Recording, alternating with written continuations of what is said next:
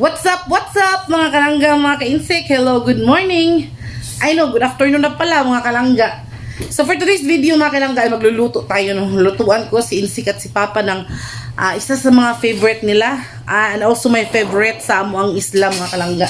So nakabili po tayo mga kalangga, pumunta po tayo ng market no kasi may pinuntahan tayo sa bayan. Tapos ayun, bumili ako ng 1 kilo ng ano ba to? Sa inyo. Ewan ko kung anong tawag to sa inyo. Yan o. Maliit na alimasag mga kalangga. Yan o. Alimasag. So, inanuhan ko na yan mga kalangga. Nilinis ko na yan. Tinutbrushan ko na yan. Or bernashan ko na yan mga kalangga. So, ready to cook na tayo mga kalangga. So, set up muna tayo sa ating lutuan. So ayan mga kalangga, mga kaisik na nandito tayo sa ating magandang lutuan. Gamit na natin ang ating burner na bago na bili ni Auntie Josie. Yan, double burner yan mga kalangga. Alaga po namin yan. Kasi para matagal masira, no? So dito po tayo sa ating bagong renovate na kitchen, mini kitchen mga kalangga, no? So ang lulutuin, ang pangalan ng ating dish ngayon ay spicy ginataang alimasag. Yan. So nagpainit na tayo ng kawali no sa ating lutuan. Antayin na natin na mawa yung mga tubig. Pasensya na sa medyo itom-itom na hindi na yan nakukuha mga kalangga. So ito yung ginamit ko na kawali kasi wala pa tayong non-stick na kawali na So ito lang organic muna. So ilagay natin ang mantika. Tamang-tama lang. Ayan mga kalangga, no? Andito yung mga luwag ko mga kalangga. O yan, dyan, nakalagay dyan.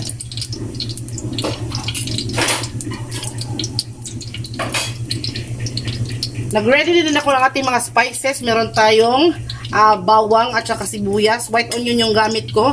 Since itong ating luto ay kanang spicy. So maraming sili, no? At saka luya. Itong luya talaga ay pinaka-importante sa ating luto ngayon kasi yan yung nagpapawala ng lansa. So, simulan na natin ang pag-isa. Unahin muna natin ang bawang. Magpapa-aromatic tayo ng ating bawang, no? Yan. Gisa-gisahin lang natin yan, mga kalangga. And, maya-maya din, hindi natin patatagalin. Isusunod na natin ang ating sibuyas, no? Hindi naman yan sila mag-aaway kay partner naman yan sila. Maghinaan natin ang apoy para hindi masyadong kasagas. Yan mga kalangga, no?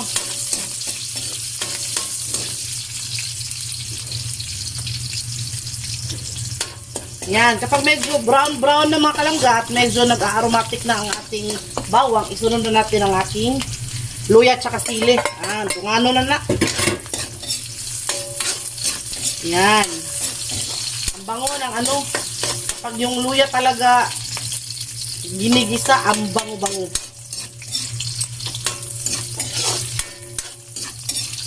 Ayan. Ito yung version ko mga kalangga ha. Ewan ko kung ano yung version nyo. Basta ito yung version ko. Gusto ko maanghang. Wala kasi tayo. Gusto ko sana yung ginataan sa kalabasa at saka sa string beans ba.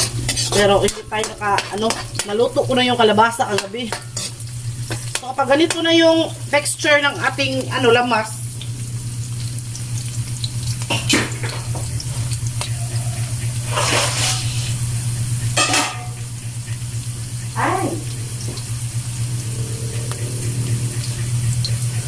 yan mga kalangga, isunod din natin ang ating mga alimasag.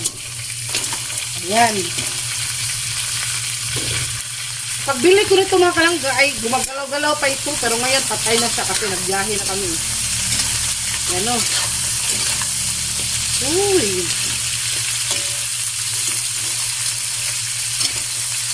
Ayan.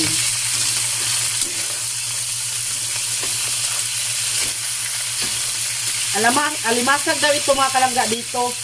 Pero sa amin ang tawag nito maniit. Maniit kasi nga maniit ba? Kusog siyang manguan ba? Mangipit ba? Kaya maniit. Ayan o.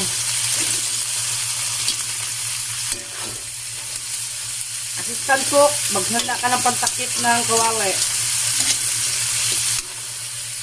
Ayan, mga kalangga, no.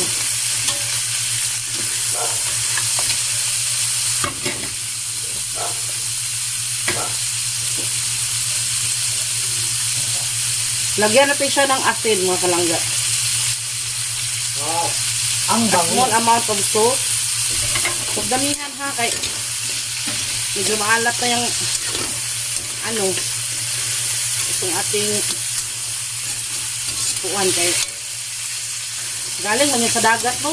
Nagbabad yan ng ilang ano, ng ilang araw, ilang buwan, ilang taon. Hindi pa siguro ito umabot ng taon kasi maliit pa. Ayan.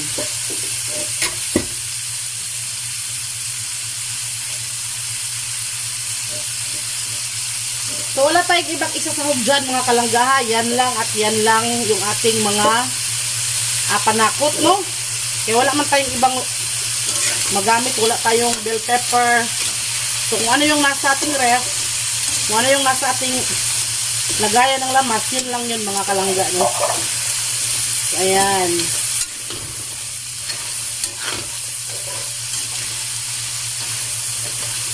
Ayan. Pati yung amoy, mga kalangga, spicy. Maanghang yung amoy.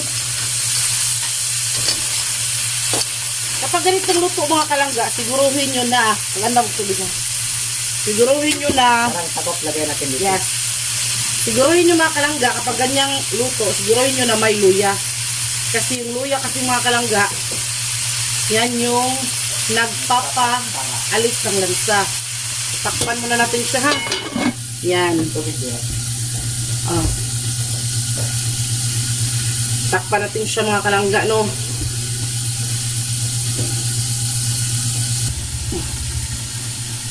So, ayan, no, mga kalangga, tingnan natin. Ayan. Para talagang maluto sa mga kalangga. Bago ang lahat, timplahan muna natin siya, no? Timplahan muna natin siya ng, since nag-asin na tayo kanina, gumamit tayo ng ito, black pepper, ground black pepper, mga kalangga. Gusto ko yung maraming paminta, kaya ayan.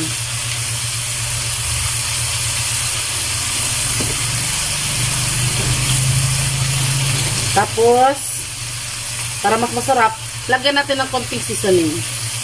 Yan lang naman, masarap lang naman yan, mga kalangga, no?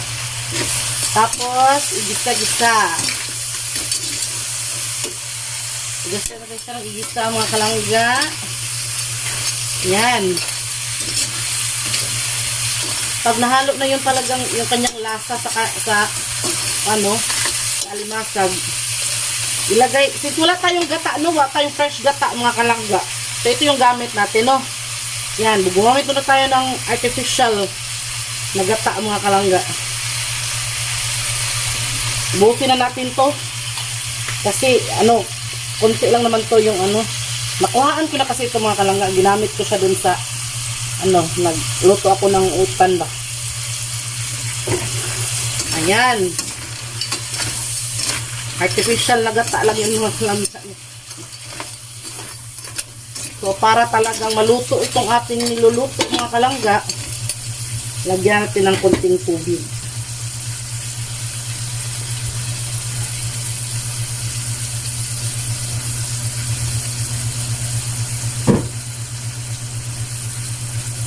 Ito tubig, mga kalangga, galing sa Kawasan po.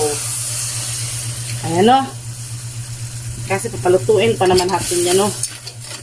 Ayan. Lalapot din yan mamaya, mga kalangga. So, itong tubig na nilalagay natin, parang wala lang din to. Kasi papalutuin pa natin to, eh. Diba? So, at least, tama na siya sa timpla. And bukalin lang natin ng konti. Ayan, parang nakukulangan ako sa tubig. Ang hirap talaga pag ang tubig nasa labas, no? Yan, gusto ko talaga ng ano. Lapot din yan maya mga kalangga kasi ano eh, Hindi naman natin palulutuin pa kasi natin itong ating crab. Itong ating ito. Yan. So tatakpan lang natin siya para maluto siya ng bonggang-bongga. Yan mga kalangga, i-check na natin siya kung ano yung sitwasyon niya, no? Sitwasyon. Ayan, uy. Ayan. So medyo ano na siya, no? Medyo scary. Scary ba? Medyo masabaw pa din siya, pero okay lang yan mga kalangga kasi lulutuin pa naman natin yung crab, no? Hindi pa yan luto mga kalangga. So titikman na natin yung ano, yung kanyang lasa. Kung sakto na ba yung kanyang timpla.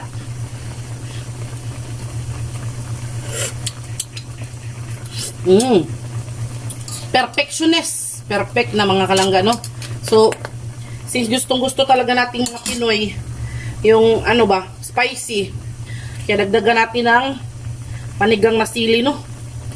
Yan. Meron kasi akong sili dito na panigang. Yan. Para more spicy, more happy. Iba talaga yung sikad ba? Ang sikad bito sa spiciness bito. Yan. Limahin na natin para ano? Para fair ba? Chas. So ayan. Medyo pa anuhin pa natin yan mga kalangga, no? Paanuhin pa natin yan ng konti, no? So, maraming salamat mga kalangga sa panunood ng ating video palagi. And mega love shout out to Auntie Josie na ano, talagang in-upgrade niya itong aking kitchen mga kalangga at binigyan niya ako ng napakagandang burner. Double burner mga kalangga, no? Pinangga talaga natin itong double burner ni Auntie Josie mga kalangga kasi gamit na gamit sa ating pag-vlog, no? So napaka-humugaway, hindi na tayo mag huyop-huyop sa atong ano, sa atong susugnod. So sayang mga kalangga at ano. So ayun mga kalangga, no? Ito na. Medyo maingay si Springs. Ayan. Gusto kasi nila insikat ni Papa mga kalangga na medyo masabaw. Kaya titirahan natin ng konting sabaw, no? Para may masabaw naman sa kanin. Safe, ano naman ito mga kalangga, malinis. Kasi hinugasan kong mabuti ang ating crabs before ko niluto, no? So ayun siya, tamang-tama na siya mga kalangga. Kaya ayun, patayin na natin ang apoy. Yes, yan. So ayan na siya mga kalangga, tamang-tama lang. Hindi siya masabaw, hindi din ano, maiga. So i-rest muna natin siya mga kalangga at kakain tayo maya-maya. At i-vlog natin ito mamaya mga kalangga. Ano ba ito? Siya masarado.